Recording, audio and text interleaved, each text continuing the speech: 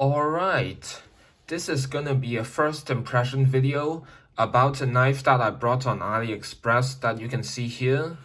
The cost of it was £4.40 and the shipping cost was £3.87, making the total price of it £8.27 here in the UK.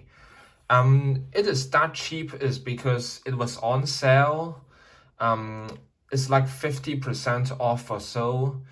If it was not on sale, then it would have been twice as expensive. So what I'll call this is that there's the logo of buck knives, which I think is definitely not a true buck knife. The actual one would have been much more expensive and also more well-made. So what is it like? Let's open the sheath. This is how the blade looks like. The sheath is like this. So in terms of the size, the blade is from the tip to the start of the guard, that's like 14 centimeters and 2 millimeters, making it roughly 5.5 inches long. And the overall hilt length is 10 centimeters and 6 inches, making it a tiny bit over 4 inches long. So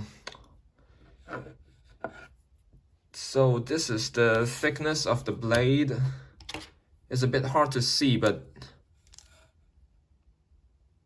so is 4 millimeters wide. So it's decently thick. Not particularly thick, not particularly thin, but it's quite decent for such a price. There's also the logo of USA Designed 2008, which is quite interesting because... And the most interesting thing that I found about this is the fuller. By the way, this is the first fullered blade that I've ever owned.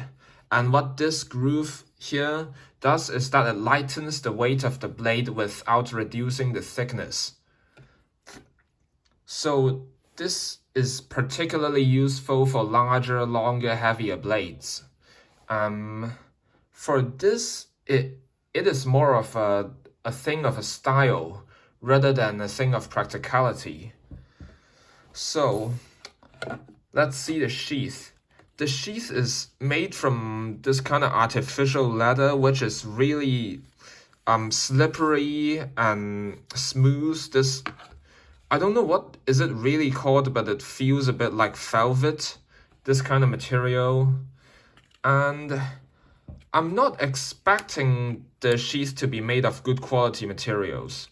Considering the price, I'm expecting the materials to be quite shit. And in the back of the sheath, there is 2008 and also another belt loop. I mean, yeah, this is the belt loop. Yeah. And attached by 2 rivets. But the one on top is already a little bit loose.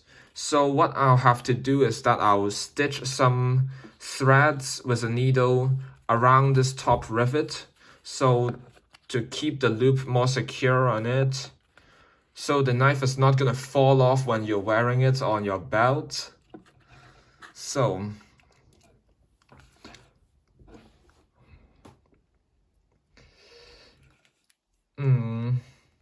how would I use it in a practical sense is that it can definitely function as a tool for some bushcrafting. Let's see if it's sharp enough to cut paper. Yep. I got a piece of paper here.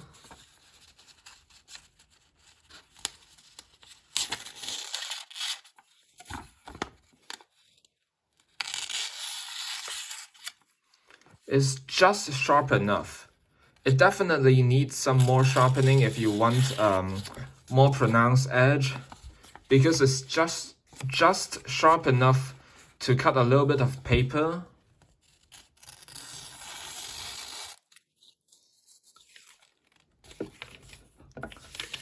So, and what this knife really reminds me of is the German K98 bayonet.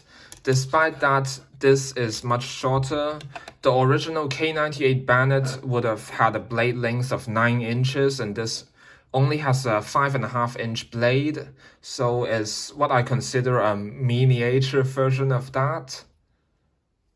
I mean, because the overall blade profile, especially with the fuller and the overall shape, they are really similar in appearance.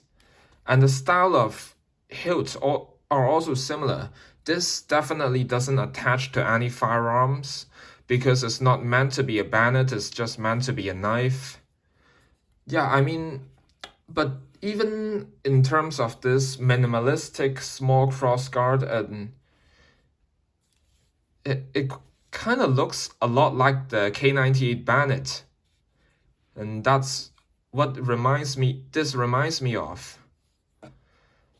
So in terms of like any tactical or combat use, I would not recommend holding it like this with the saber grip. That's what Mattiston from Schola Gladiatoria calls it. Because the hilt is barely long enough. I mean, it's literally not long enough for my hands. Yep, so it's meant to be held with the hammer fist, like this. Either point upwards or point downwards. If you want to maximize your thrusting power, then you can hold it point downwards like this and do the downward stabs. That can be quite powerful. The point may look pointy, but is actually not really pronounced and sharp. So later on, I'll do a little bit of reprofiling with a file just on the tip of it to help make the point more pronounced, considering that this is supposed to be a thrust-oriented design. In terms of any combat use, you're not really gonna chop or cut with this. Yes, you can, but only to a quite limited extent. I mean, due to the size, yeah, and all of that, the overall shape. So, how satisfied am I with this little K98 bayonet knife? I'd say it's really decent overall. There are several places, several areas that I think they could have done a little bit better. I mean, in terms of the profile of the point and